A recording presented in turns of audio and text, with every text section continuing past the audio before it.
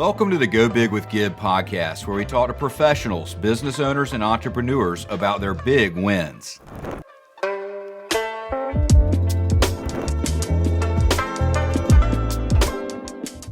Welcome to this episode of Go Big with Gib. Today I've got a very special guest here with me, Jesse Futia. Jesse, how are you today? I'm good, Gabe. I want to tell you, brother, it is a privilege to be here with you on your podcast. You're a guy, obviously, we've been working together for 6 months now, but even before we started working together, you were a guy that I've always looked up to in the space, and it's a privilege just to be here with your viewers and add value, with the brand building process to you guys today. So, thanks, buddy. We have mutual admiration for each other because I had known about you for quite a long time before we started working together, and everybody was talking about you and saying your name in different real estate circles. And I remember thinking, like, one of the things I took away from a real estate conference was that I needed to connect with you. But yeah, welcome to the show. Let's dive right into it. First, I'd love it if you could just briefly introduce yourself to the audience. Yeah, well, let me just take a few minutes here and kind of give you the full rundown of where I got started, where I am today. So I'm originally from upstate New York on the East Coast. I'm actually active duty in the military. Not a lot of people know this, but my background is actually in special operations. So I was a captain in the U.S. Army Rangers for several years there, running all around the world, serving with some of the best guys in the world and doing some crazy things and jumping out of airplanes and anything adrenaline thrilled that was, serving this country and serving this nation was a huge passion of mine. So I'm military by trade. I'm also a real estate investor by trade. I got into real estate in college. Basically, I was just sitting in a college dorm room one day reading a book, and I was like, hey, it'd be cool to buy a college house and rent it to my college buddies. I was a broke college kid, so obviously I've got no cash, but I went to my father. My father had no background in real estate investing whatsoever at all. Neither of us did. But I pitched him an idea. I was like, hey, Dad, I've got the buddies. I can live in it. I can operate it. I can help manage it. I don't have the cash. Do you think, this is something that we can do together and that we can build together? So that started in 2015. We bought my college house. I rented it to, at that time, my Army ROTC buddies or my college buddies. We scaled that to 60 or so beds that we still rent and operate and own today. And then we made the jump to commercial real estate. RV parks, mobile home parks, self-storage, more niche assets than maybe like multifamily, but it's where we kind of found a great edge within the industry. And while we were also scaling and building that real estate company, I started writing on LinkedIn every day. And I was really just sharing general stories about real estate investing, about my journey, the entrepreneur's journey, telling stories, evicting, my college friends and stuff like that, just crazy horror stories of real estate. And obviously sharing lots of lessons learned and what it means to be a limited partner and whatnot and raise capital. And I found that building a brand on social media, people started reaching out to me overnight, Gib, and were like, Jesse, I had no idea I could be a limited partner. I had no idea that I could invest in these deals. I had no idea you could invest in, an RV park or self-storage or an apartment building. I'd love to learn more about this and I'd love to join your next opportunity or whatever. So that was all going on along the side of investing and buying real estate, and kind of the two companies have now really just built each other and helped each other thrive to what it is today. We work with highly successful real estate investors and syndicators just like yourself and other very successful people in the industry to help them build brands on social media to raise capital and drive revenue for their businesses today. Yeah, no, thank you for that introduction, Jesse. I mean, you have worked with some really big name clients over the years, and your company, CRE Digital, you do ghostwriting, and you just understand the LinkedIn algorithm in a manner, and I don't know if algorithm's the right word, but you know what will succeed on LinkedIn, and you know how to help people to tell their story. Is writing something that has always been a talent of yours? Because you talked about being an Army Ranger and, special operations, and I can only imagine that is a different side of your brain. I don't know, maybe there's some passover there, but or some commonality there. But talk to me about your background in writing. I mean, you're such a good writer. Have you always had that talent? Yeah, it's a great question. I get asked that like all the time. I tell everybody I was a terrible writer growing up. Like through high school, I was awful. I was awful. I got to college, awful. Honestly, it was just a skill I never invested in. But I'd tell everybody out there that's listening, that's looking to build a brand on in a text-based platform like LinkedIn or Twitter. If I'm an example of anything, it is that like terrible writers can grow brands, and it was just because I wrote every day. Honestly, I just forced myself to do it. I got in the weeds and I saw what worked and I tested several different things. And again, there was a point where I was writing, I do more operations side now, but there was a point where I was writing 3, 4, 5 hours a day, studying other content creators out there and what they were doing and what they were using. This journey has gone on for almost a decade of just writing online every single day. But to go out, no, I mean, I was a terrible, terrible writer in high school and college. It wasn't until I started building a brand and forcing myself to get out there, get uncomfortable, and find a solution where I knew that this is going to help build my business, this is going to help drive leads and raise capital and raise revenue. It wasn't until I made that decision that I really have that pivot point and really start to expand my writing capability, which helped me, help other people do it too. Yeah, I know I started to really focus on growing my personal brand about 1 year ago, maybe 1.5 years ago. And it's really been a game changer for me, quite frankly. I don't think I realized just how important that is. We're recording this episode here in June of 2024.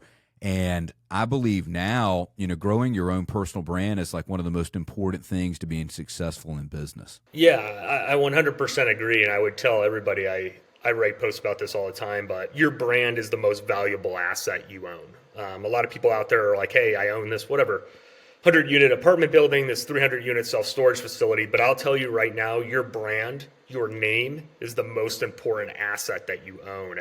And I really think when you look at brand building today, especially in the commercial real estate industry, I truly believe we're still at base camp of what the true capability of what this industry can do. And there's a lot of people out there who are like, Jesse, there's LinkedIn, it's so crowded, or Twitter, it's so crowded. I think we think that because we're out there every day engaging and writing. But I think the people who are building brands right now, we're still at base camp of what's truly capable of where this is going to go in the next 2, 5, 7, 10 years.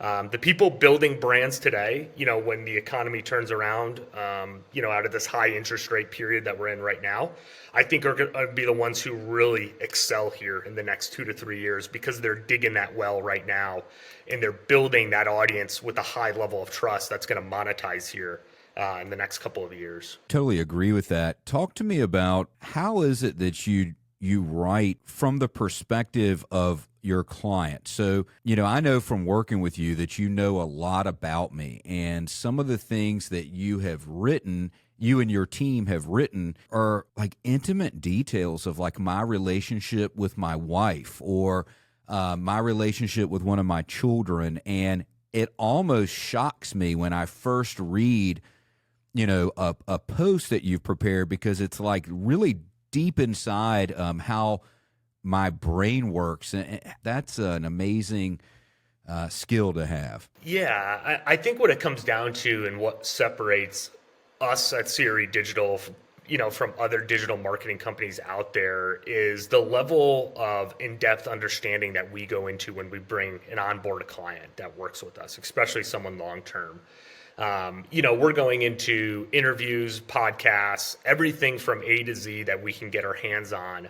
Obviously, one-on-one interviews is a super important part of it as well to help us understand, someone's life story. But I think, the level of depth that we go into, this isn't a system of like, hey, we're going to blast out 500 cold DMs and we're going to try to attract these leads. No, we understand our clients' lives from the day they were born until today. And understanding each intricate part is what enables us to create that authentic, original, high-quality piece of viral content that's going to drive leads. And you don't see that really out there in the digital marketing world today. You've got a lot of people in your inbox that are like, hey, I'll drive you 100 leads here, 50 leads here, 20 leads here, whatever. We all get these like cold, scammy DMs. But when you're working with a team like us, we want people to feel like they're part of the family. We understand everything about your brand from A to Z.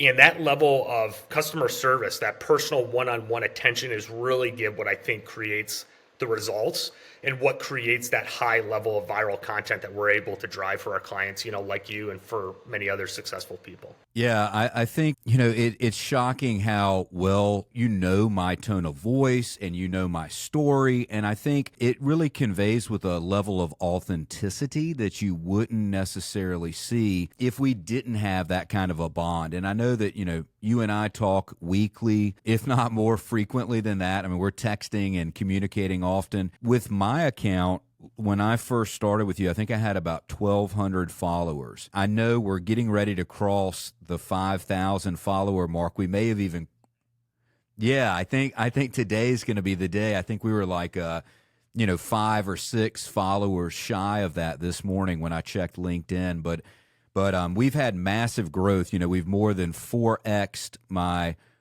follower base. I've got a ton of people reaching out to me, and it's really a different conversation that I'm having with them because they already know so much about me. It's one thing when you're talking to people about real estate and you're trying to explain to them what your current offering looks like, and you don't know them at all, than it is when they've already been following your content for several weeks or even months, and they reach out to you. And it's amazing, like they drop a little, they say things that let you know that they've been reading your content. And then you realize, wow, this person like really follows what I've been doing. And so we've already got a bond that transcends like any kind of, it's no longer like trying to pitch them on a deal. It's trying to build a relationship with them that's a really authentic relationship. If I can help them in their investment journey, great. But it definitely makes that initial introduction so much more meaningful. Yeah, I agree. And I think you hit on a couple things there that I just want to go back and talk about real quick. There's a lot of people out there who invest a lot of money in cold outreach or paid ads. And I think there's a good balance that has to go in within that, because I think paid ads, have its positives too and can work in conjunction with, organic content. But I think when you're going from a cold mentality of, hey, I'm going to shoot out 100 cold DMs, or I'm going to pay, whatever, $10,000 a month to run Google ads or whatever, it creates a really cold mentality when you're reaching out to that lead, where just as you mentioned right there, Gib, when you're consistently creating organic and authentic content on a daily basis, it creates a warm type of following, a warm type of outreach where it doesn't come off salesy. And when that person is ready to invest, it might not be, right away in that first day or first week. It might take a month or 2 months or 3 months. But what you're going to find out there, and you've already seen this, is you're having meaningful conversations with investors who already know, like, and trust you, as opposed to someone who just got another cold DM or was scrolling their feed and came across an ad on Instagram, or they were on Google and they Googled something and something came up in the sponsored section, whatever. Again, the organic content, it's the long road, but it's the prosperous road when you look at the shorter road of like paid ads or cold outreach. It takes a longer amount of time to build that foundation of trust with an audience.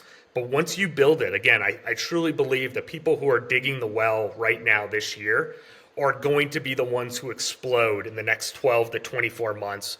Once we turn out of this high interest rate period and deal flow increases again, it's those people right now who are building that audience.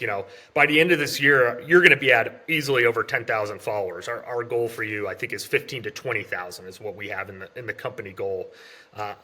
But again, that is going to be a 15 to 20,000 person audience with that foundation that already trusts you.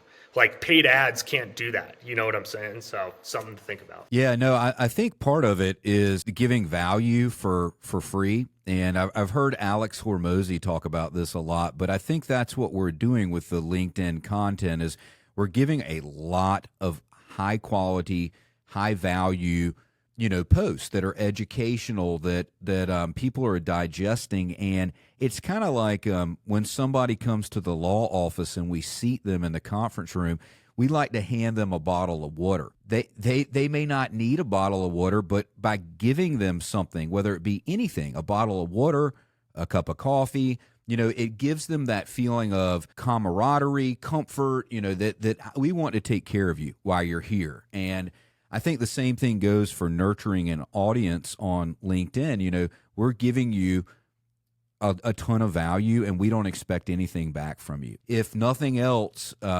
we've given you value, and maybe you'll be more inclined, to interact with us in the future in some manner. But it is I think psychologically, it totally changes the game to where people are now really wanting to get on the phone with me. And they're very excited that they got their 30-minute phone call with me. It's meaningful to them. They're like, look, I've been following you for a long time. I love what you're doing. And I just want to get some advice. I want to get your perspective on what I'm doing. It's a different approach than it otherwise would be. Yeah, I agree. I think the mentality of giving value is super important, and the give mentality that Alex Hermosi talks about, that Gary Vaynerchuk also talks about, it's huge. And I think showing up consistently and adding value on a daily basis is what builds that trust over time and makes that person want to reach out and invest with you. And then I think another aspect to it too that I just want to hit on, is also the authority aspect. We write in a very authoritative style where we're making industry leaders. We're writing people to create industry leaders. And I think that also helps add value and build trust. And it's funny, I had a call last week with a gentleman who I think had a call with you a couple of weeks prior, or a month or so. And he was talking to me and he was like, man, I got on with Gib, and I was like, whoa, you're the real Gib Irons. And when we have people jumping on calls and saying that about clients like you, Gib, it tells us, hey, we're writing in a very authoritative style that's creating you as this industry leader, and several of our other clients as industry leaders. And it's not the first time where we've had somebody jump on a call and be like, whoa, it's the real Gib or the real Mark or somebody else. So it's funny when we hear stories like that. But I agree with you, to go back to your point there, giving value and also, finding that balance of authority from a content perspective, I think really is what helps us excel and helps our clients be, really successful. Yeah, another thing I've noticed is not coming across too preachy. It's like, yes, we have a lot of knowledge that we can share with you. We've learned from our experience, right? But we don't come across as being real preachy. It's like, this was my experience of what worked and what didn't work. There's nothing preachy about that at all. It's just like, this is my observation of what's going on in the market and what's going to work and what's not going to work. This episode of Go Big with Gib is brought to you by Irons Equity. At Irons Equity, we specialize in helping investors like you create long-term generational wealth and save money on taxes through recession-resistant real estate investments that create passive income for you and your family. If you want to secure your financial future, go to investwithgib.com to schedule a 30-minute introductory meeting with me, Gib Irons. Again, that's investwithgib.com. How do you tap into the mind of the audience like that in terms of knowing what they need to hear and what where their mind is at in the investment process? Yeah, I think where I would start with that question is the biggest mistake I see real estate content creators make, or real estate professionals make on social media and LinkedIn, is you hit the nail on the head there. I would call it lack of strategy. They're just shooting random posts out into the void or to the abyss with no point of strategy. They're talking about, real estate on Monday, and then they're talking about, I don't know, avocados on Wednesday or something crazy, something stupid, but I just came up with something random there. But whatever, when I look at their content over a weekly basis, and I'll look at an entire cross section, I would just say there's just no strategy to it. They're posting into the void. They're posting at random times. They're posting at 9 o'clock at night. There's no synchronized, analyzed strategy to what they are doing and to regimenting what they are doing for a specific purpose. And that's really what you gain when we come on, when we bring you on the team, when you join the CRE Digital team. We have a regimented process that we know works because we've been on this platform for the last decade plus.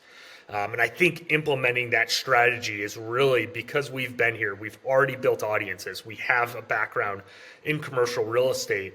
I think that's really what helps, our clients excel. I tell everybody, our unique value proposition is I am a commercial real estate owner, operator, and syndicator, just like you. I started writing online every day, and that's how I built this company. But really, I've raised capital. I've had hundreds of conversations with limited partners. I've written content for that.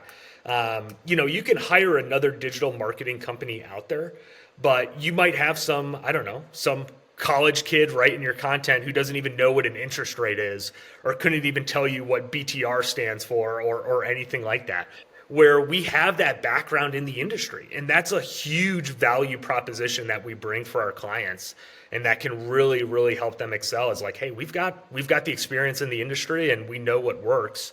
You can go pay, $50,000 for another marketing company out there, but they don't even have, they don't even own any real estate. They've never invested in any real estate at all. They don't really know what they're doing. So to kind of wrap that all up, I think having that strategy of a background in the industry is really what we bring to the table and what helps our clients excel the most. Yeah, even if you have another digital marketing agency that is very sophisticated in terms of their writing ability, even if it's not like a college kid writing your content, even if it's a very experienced writer, it doesn't necessarily translate to, understanding this audience, because this is a very specific niche.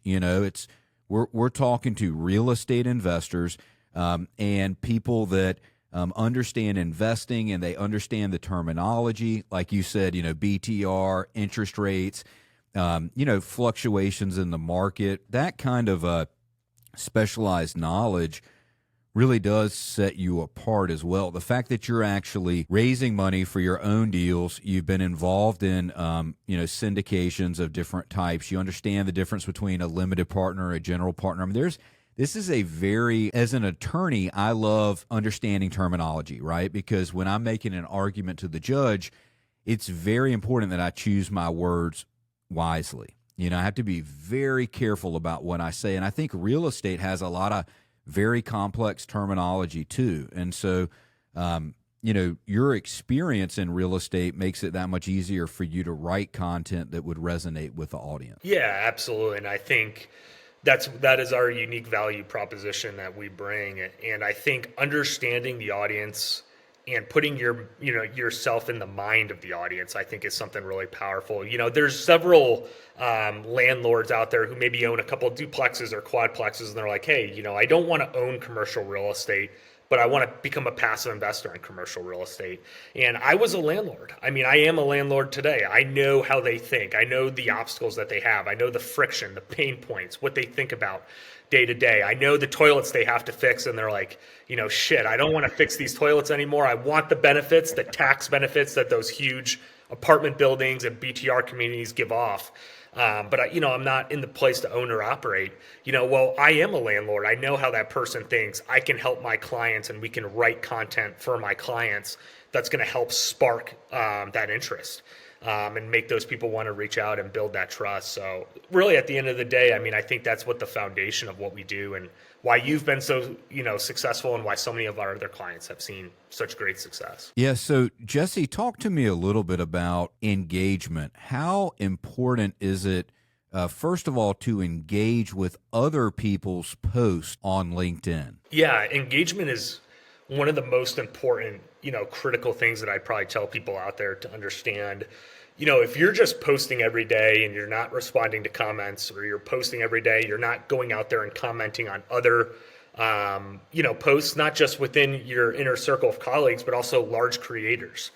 It's super important from an algorithm perspective of making sure you're showing up under those large accounts every day. And we have a list of about, I think, 12 or 15 accounts that get commented on every day that either you yourself do, a virtual assistant does, our clients, whoever. But building that trust through the comments is just as important as building trust through your content. Having engaging conversations in the comments helps get your profile viewed more. And I think the amplification that our company, CRE Digital, brings to that is also really powerful. Because like myself, I have, 15,000 or so followers. I think Anthony has 30 or 35,000 followers. When we're commenting on your post, Gib, or anyone else's, your post is getting shown to our 15,000, 30,000, whatever, 50,000 person audience. And it's really important to build that trust and to really consistently show up in those comments, because the algorithm is going to catch up like, hey, Gib is very active. He writes great content, but he also provides great value through the comments as well. Let me continue to show this post to more people. Let me continue to drive more leads and raise more capital. But it's really, really an important part to the content strategy. And again, I think it's something that we do a really great job of, and we help our clients, succeed with. Yeah, I agree with that. The comments that you make on other people's posts are so thoughtful, and so it's dynamic and it's thoughtful, and it will create a situation where you really are building a relationship with that person. I've noticed that LinkedIn tends to reward people that are not only just takers, but they're givers. You want to be a giver and a taker. When you do that, it tends to come back around to you. So it really is more of like a LinkedIn community. And I think a lot of the different platforms now, if you talk about, Facebook, Instagram, TikTok, YouTube, a lot of the platforms are big on commenting and engagement and, responding to comments. But it seems to me that of all of them, it probably makes the most difference on LinkedIn. And I you may have a different opinion on that, but to me, I never realized just how important that was before. Like if I was writing the best post and posting on a daily basis and my posts were just insanely great, I still don't think they're going to get nearly as much traction if I'm not engaged in the LinkedIn community. And that takes a lot of time. What are your thoughts on that? Yeah, I know. I 100% agree with you. It's extremely time consuming, but I think those who are able to hit it and able to do it the best are the ones that are going to see the most value and see the most change within, their community. You said there, LinkedIn, it's kind of the most important. And I want to kind of go back to why I think LinkedIn is really that platform that everyone has to be on.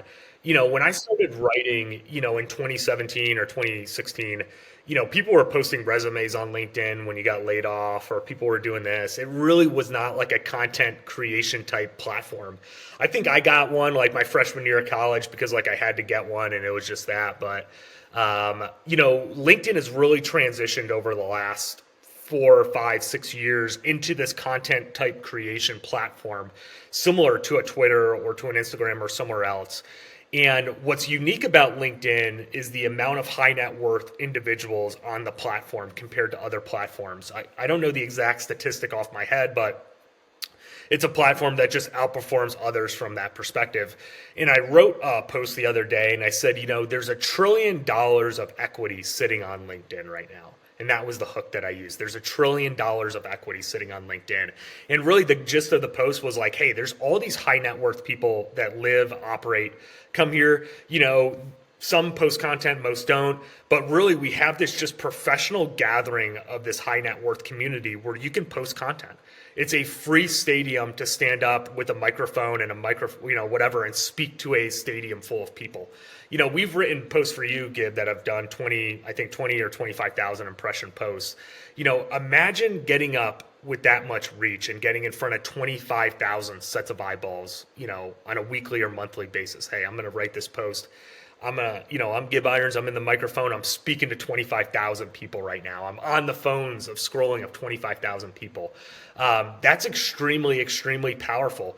And it's not, 25,000, high school kids or college kids or random kids who are scrolling some crazy videos. These are high net worth US based professionals that are on this platform that are looking to grow their network, that are looking for other alternative investment opportunities. And it's what makes LinkedIn such a great, unique platform for everyone to be building on, whether you're real estate related or you're a CPA or you're an attorney. We have attorney colleagues who write online and meet leads like that. It's crazy. So I just want to kind of take a minute there and just hit on why I thought LinkedIn was just such a powerful platform. And I'm sure you have some thoughts on it too, if you agree with that or not. But Yeah, no, I totally agree with that. And honestly, when I was first building out my social media strategy and started to build my personal brand, I really focused on the other platforms that I named earlier. I was totally focused in on Facebook, Instagram, TikTok, and YouTube. And I really kind of discounted LinkedIn. And that's when I was at a real estate conference and I overheard some guys. I wasn't even in their conversation. It was one of those times where you're kind of awkwardly standing off to the side and there's a group of people talking and you're eavesdropping because you're thinking like, do I want to get in this conversation or not? And I heard them talking about you specifically. And I heard them talking about some of your really high profile clients. And I heard them talking about how powerful LinkedIn was. And I interjected in the conversation and I told them a little bit about what I was doing on the other platforms. And they said, and this guy, really nice guy, but he cut me off at the knees. He said, well, Gib, how's that working for you? How many leads are you getting?